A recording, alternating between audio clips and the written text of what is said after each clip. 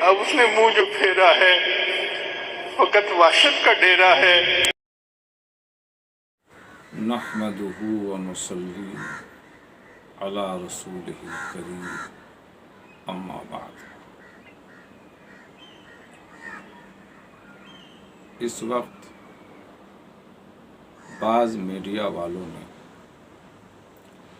مسلمانوں کو بدنام کرنے کے لیے ایک طوفان مچا رکھا ہے، جس کے نتیجے میں مسلمانوں کے لیے ملک کے حالات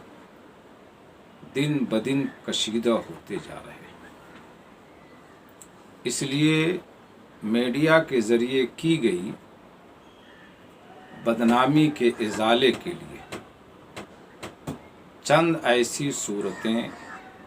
پیش کی جا رہی ہیں جو انتہائی قابل توجہ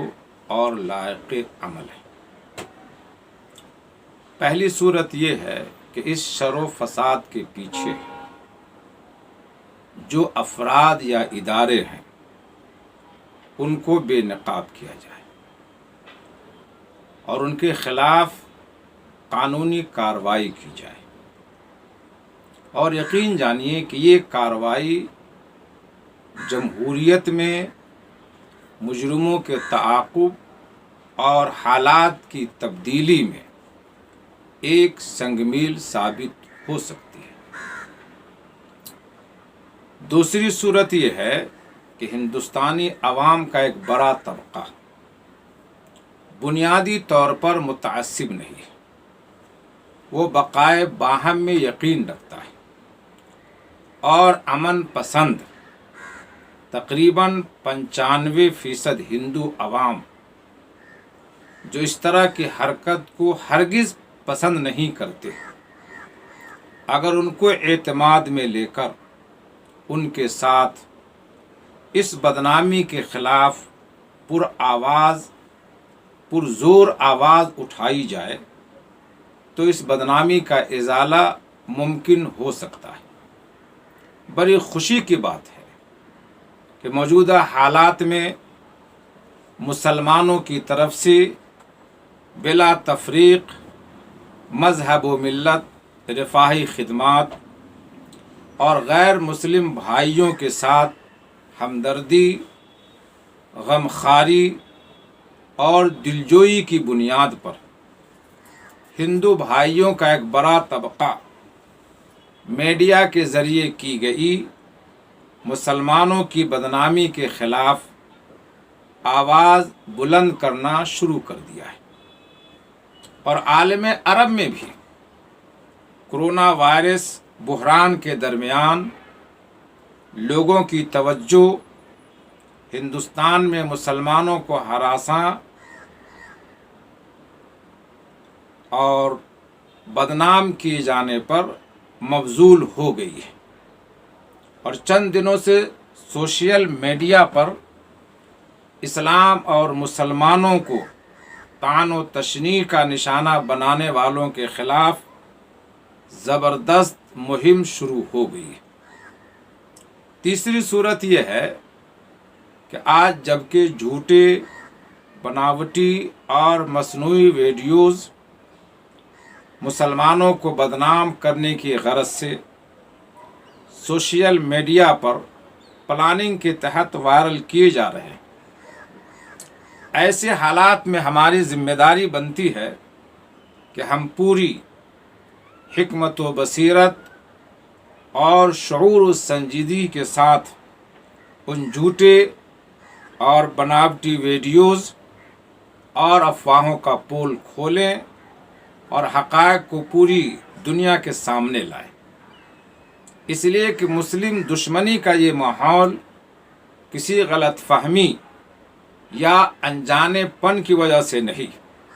بلکہ جان بوجھ کر کیا جا رہا ہے، اور اگر اس پر روک نہ لگائی گئی تو یہ مہم بند یا کم نہیں ہوگی بلکہ تیز تر ہو سکتی ہے۔ چوتھی صورت یہ ہے کہ موجودہ حالات میں مسلمان ہر معاملے میں ہمیشہ اس طرح چوکنا ہوشیار اور محتاط رہیں کہ اسلام اور انسانیت دشمن طاقتوں کو کسی بھی طرح اسلام اور مسلمانوں کو بدنام کرنے کا موقع ہاتھ نہ آئے۔ پانچویں صورت یہ ہے کہ انسانیت کی بنیاد پر مسلمانوں کے اندر بلا تفریق مذہب و ملت رفاہی خدمات کے انجام دینے کے جذبات کو فروغ دیا جائے اور غیر مسلم بھائیوں سے خوشگوار تعلقات رکھنے اور قائم کرنے کی بھرپور کوشش کی جائے اور ان میں اسلام کے تعارف کا کام اس طریقے اور نہج پر انجام دیا جائے کہ ان میں اسلام اور مسلمانوں کے ساتھ کم از کم مثبت اور پازیٹیو رویہ اختیار کرنے کا جذبہ پیدا ہو۔ اس موقع پر تمام مسلمانوں سے خصوصی اور مخلصانہ گزارش ہے کہ اپنوں اور بیگانوں کے ہمدرد، غمخوار اور خیرخواہ بننے کی کوشش کریں تاکہ اللہ تعالیٰ کی طرف سے ہماری حفاظت کے بندوبست کے ساتھ اہل وطن بھی ہماری مدد کے لیے اٹھ کھڑے ہوں۔ چھٹی صورت یہ ہے کہ مسلمان تقوی و طہارت کی زندگی گزارنے کی کوشش کریں اور توبہ و استغفار کو لازم پکڑیں۔ یہ وہ اہم صورتیں بیان کی گئی ہیں جن میں میڈیا کے ذریعے کی گئی مسلمانوں کی بدنامی کے بم کو ناکارہ بنا دینے کی طاقت ہے، خواہ بظاہر وہ کیسا ہی خطرناک بدنامی کا بم کیوں نہ ہو۔ اس لیے کہ ہمارا کام بم مارنا نہیں ہے بلکہ پوری حکمت عملی کے ساتھ بم کو ڈیفیوز کرنا ہے۔ موجودہ حالات میں سب سے ضروری کام یہ بھی ہے کہ مسلمانوں کو باشعور بنایا جائے اور ان میں مسائل و مشکلات کو حل کرنے کی عمدہ صلاحیت اور صحیح شعور پیدا کیا جائے۔ اسی طرح اس حقیقت سے بھی تمام مسلمانوں کو واقف ہونا بہت ضروری ہے کہ اپنی اصلی حیثیت کے اعتبار سے مسلمان داعی ہیں اور دوسری تمام اقوام مدعو، یعنی مسلمان دین خداوندی کے امین ہیں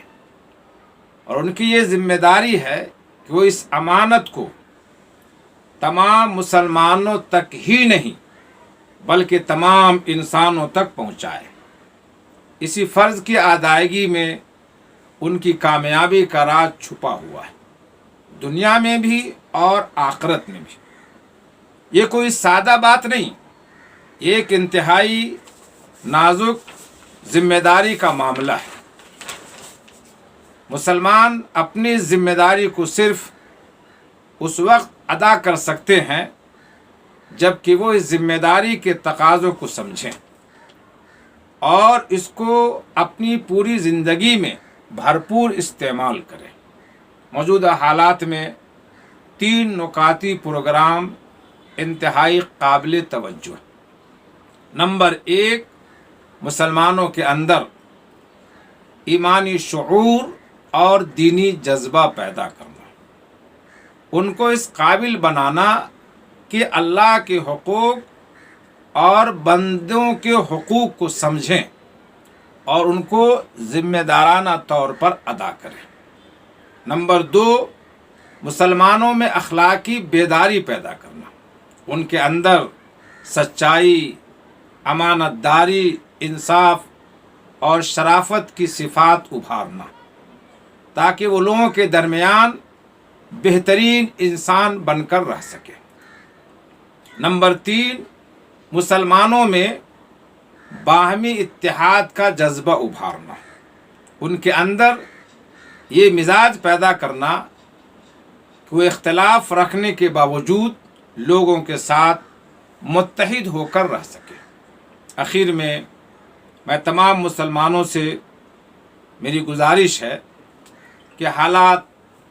خواہ کتنے ہی سنگین، خطرناک،